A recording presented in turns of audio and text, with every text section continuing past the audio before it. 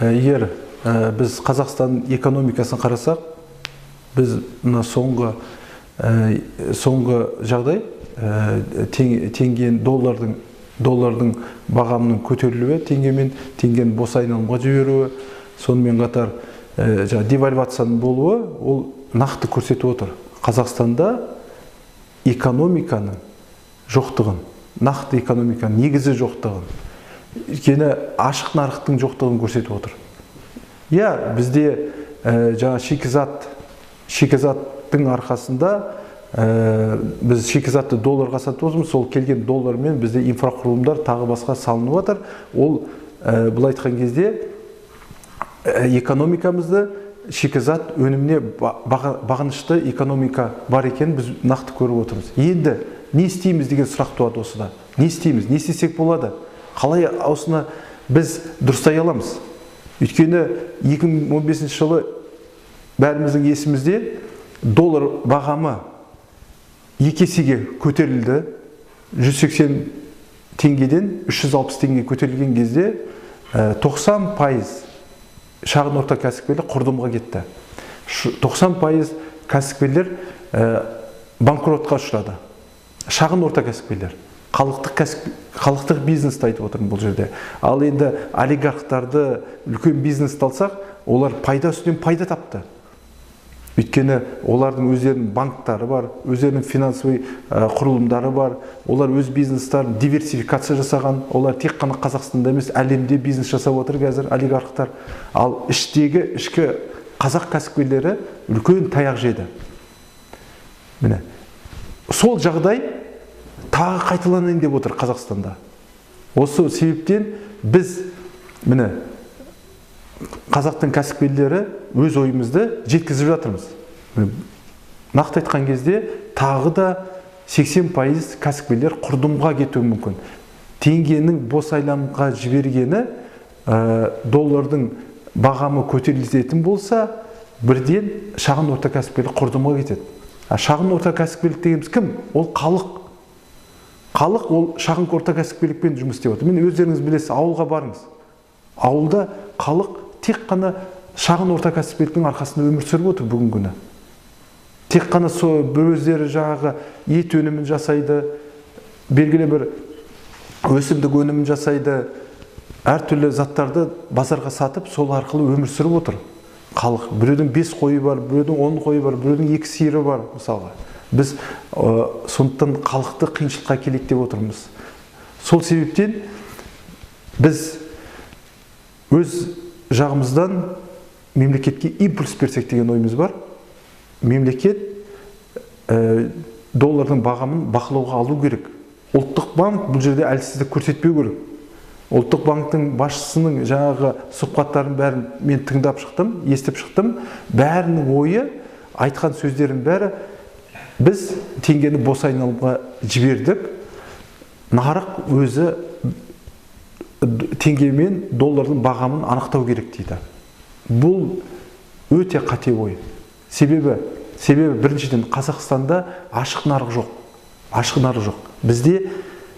Бізде бұл айтқан кезде қандай финансовый институттарымызды, қаржы институттарымызды қалай жұмыс істеп жатқанын біз білмейміз бүгінгі күні. Мысалға қараңыз, доллар бағамы бүгін көтеріліп жатыр. Бүгінгі күні бір баррель 82 доллар тұрады. Кезінде 70 доллар тұрды. 70 доллар тұрған кезде доллардың бағамы 320 теңге болды. 82 теңге болған кезде, 82 доллар болған кезде бір баррель біздің доллар бағамы қазір 370-ке, 360-ға жаңағы колебация етіп тұрды сол бағытта. Бұл деген сөз не? Бұл деген сөз тағы да ұлттық банктың жауапсыздығының арқасында болып отыр. Бұл мемлекет басшысы бұл мәселені бақылауға алу керек. Бұл туралы біз айтып жатырмыз. Барынша, барлық жерде. Ал енді не істеуге болады? Әрине, бұлардың ойы, енді мен ұлттық банктың жазған барлық мақалаларын оқып отырмын. Ұлттық банктың төрағасының жаңағы телеарнада шыққан сұхбаттарын тыңдадым. Оның айтуынша Қазақстандағы доллардың бағамы теңгемен байланысты. Ол әлемдік экономиканың әсері деп айтып отыр. әлемдік экономика, керек болса Аргентинадағы жағдай, ақш-тағы жағдай, Россиядағы жағдай деп біздің жаңағы сондай манипуляция мәселесімен бізді алдап отыр, былайша айтқан кезде. Өтірік айтып отыр. Біз қарапайым халық, біз байқұс емеспіз ғой. Бізде бәрібір де біздің де біз өз ойымыз бар ғой. Біз жеткізуіміз керек. Ондай өтірік манипуляция мәселесіне біз келіспеуіміз керек. Енді бұл тараптан айтатын, мысалға Қазақстанның бюджеті 80% жерасты шикізат өнімдерінен сатылған қаражатқа қалыптасады біздің. Ал біз шикізат өнімдерін бәрін біз долларға сатып жатырмыз. Түгел долларға сатып жатырмыз. Газ, мұнай бәрін долларға сатып жатырмыз.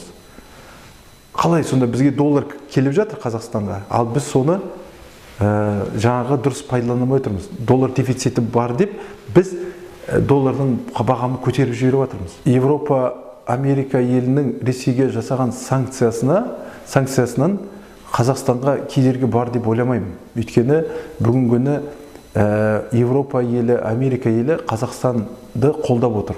Қазақстанның тауарларын бәрі қолдап отыр. Қазақстанға еш қандай мәселе болмайды деп отыр. Сондықтан біздің елге ол жаңа мүмкіндік беру керек. Себебі Ресейдің көптеген кәсіпкерлері Қазақстанның нарығы арқылы көп тауарларын шығаруға тырысады. Ресейге жаңа санкциялар салынады деген сөзден кейін рубльдан бұрын теңге құнсызданып кетті.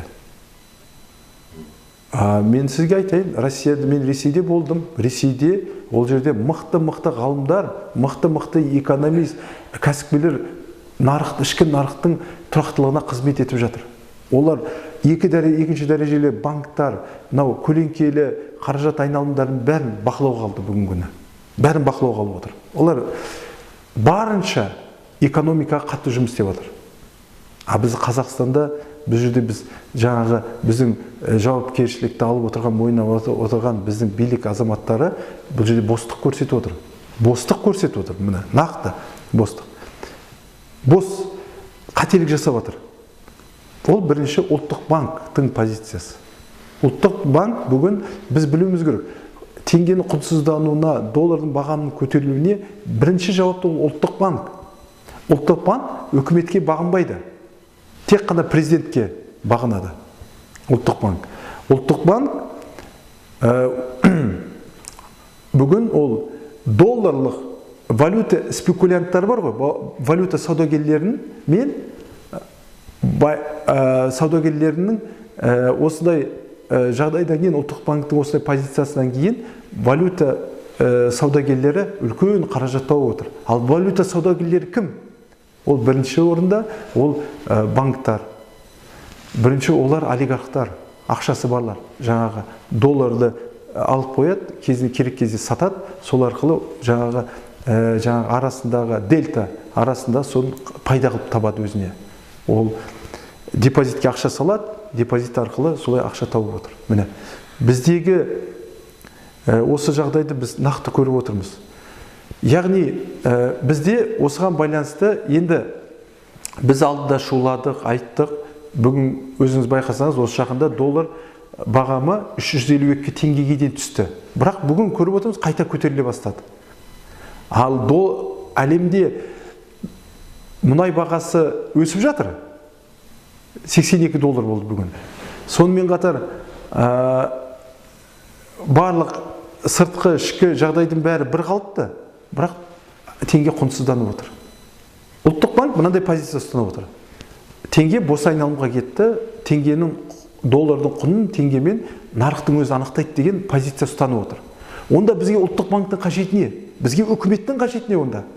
Егер ол біздің доллар бағамын тұрақтыландыра алмай отырған мекемелер болса, ал енді бізде нарық дегеніміз қандай нарық?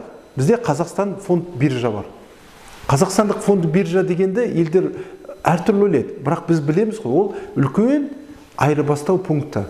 Ол жерге банктар, екінші дәрежелі банктар келіп доллар сатып алады. Ұлттық банк сөзге долларларын шығарады, оны сатып алады. Ал енді қараңыз, екінші дәрежелі банктар өрден доллар сатып алған кезде олардың қаражаты тексерілді ма? Ол мысалға жемқорлықтан келген қаражаттар келеді. Ол жерде салық төленбеген қаражаттар келеді. Оның көбісі, ол қаражаттың көбісі жаңағы экономиканың көлеңкелі жағынан келіп отқан қаражаттар. Оны ұлттық банк бақылауға алып отқан жоқ бүгін. Сол себептен, былай айтқанда, долларға сұраныс көп болып отыр. Сол себептен доллар біресе өсіп, біресе төмен түсіп тұр. Ал Ресейде бүгін орталық банк бұл мәселенің бәрін бақылауға алды. Ал біздің ұлттық банк бұл жерде әлсіздік көрсетіп отыр. Сонымен қатар, тағы айтады, біз шикізат сатқан кезде, мұнай сатқан кезде шетелге, біз өзіндік құнмен сатып жатырмыз шетелге. Өзіндік құнмен. Біз үстіндегі пайдасы Қазақстанға кіріп жатқан жоқ. Біз соны мына депутаттарға тағы басқа бұл мәселені көтеріп, парламентте жаңа заң қабылдатқызуымыз керек. Шетелге сатылған шикізат пайдасымен, маржасымен бірге Қазақстан нарығына кіру керек, доллар келу керек. Мысалға, енді условно айтатын болсақ, 100 долларлық өзіндік құн болса, ал пайдасымен қосатын болсақ, 500 долларға сатылып жатыр. Негізгі тұтынушы біздің жаңағы тапсырыс берушіге, мысалға, 500 долларға сатылып отса, тек қана Қазақстанға 100 доллар кіріп отыр, өзіндік құн. Ал үстіндегі 400 доллар кіріп отқан жоқ, ол офшорлы зоналарға кіріп, сол жерден ары қарай жұмсалып отыр. Біз, ал егер 500 доллар кіретін болса, онда біз ішкі долларлық дефицитті жоюшы едік. Біз теңгемізді құнсыздандырмай бір қалыпты ұстаушы едік доллар бағамын. Сол кезде доллардың бағамын бір қалыпты ұстау не үшін керек бізге? Ол экономикалық тұрақтылықты қамтамасыз етеді. Экономикалық тұрақтылық деген ол инвестициялық климаттың Қазақстанды жақсартады. Екіншіден, біздің экономикамыздағы шағын орта кәсіпкерліктердің өсуіне, тұрақты өсуіне мүмкіндік береді. Әр шағын орта кәсіпкерлік кредит алады. Әр кәсіпкер өзі жоспары бар, 1 жылдық, 2 жылдық. Сол жоспарын орындау үшін олар осы экономика тұрақтылықты қажет етеді. Енді біз айтқан кезде, міне соңғы кездері 3 жыл бойы президент мемлекет айтып отыр, шағын орта кәсіпкерді қолдаймыз, бәрін бизнеспен айналысыңдар деп сондай саясат жүріп отты. Ал бүгін ұлттық банк девальвация жасап, теңгені бос айналымға жіберіп, экономикалық турбулентностьті қалыптастырып, қиыншылықты қалыптастырып, тұрақсыздықты қамтамасыз етіп, экономикалық шағын орта кәсіпкерлерімізді құрдымға жіберіп отыр. Құрдымға. Ол деген сөз мемлекеттік саясатқа ол қарсы жұмыс істеп отыр деген сөз. Ұлттық банк. Осы бағытта мемлекет өзінің рычагымен бұны бақылауға алу керек. Инструменттер өте көп. Осыған байланысты біз 3 инструмент ұсынып отырмыз. 3 ұсыныс. Оның біріншісі Қазақстанның нарығы, Қазақстанның кәсіпкерлеріне деген лозунг, стратегияны ұсынып отырмыз. Біздің мықты экономистеріміз, мықты кәсіпкерлеріміз, ой, біздің Қазақстанның потенциалы, экспортный потенциалы жоғары дейді, шағын орта кәсіпкер, тұтынушылық. Мен айтам, ол бос сөз. Өзінің, қазақта сөз бар, өзінің елінде, өзінің ішкі дүниесіне дамымай, ол сыртта еш уақытта жұмыс істей алмайды.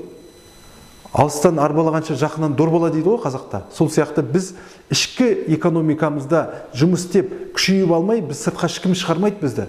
Сырттың кәсіпкерлері, сыртқы елдер, шетелдегі басқа Қытай, Ресей елінде, олардың өздерінің ішкі кәсіпкерлерін қолдап бағдарламалар бар. Олардың өздерінің агрессивті маркетингтері бар. Олар сырттан келген тауарды қалай да болсын кіргізбеуге тырысады.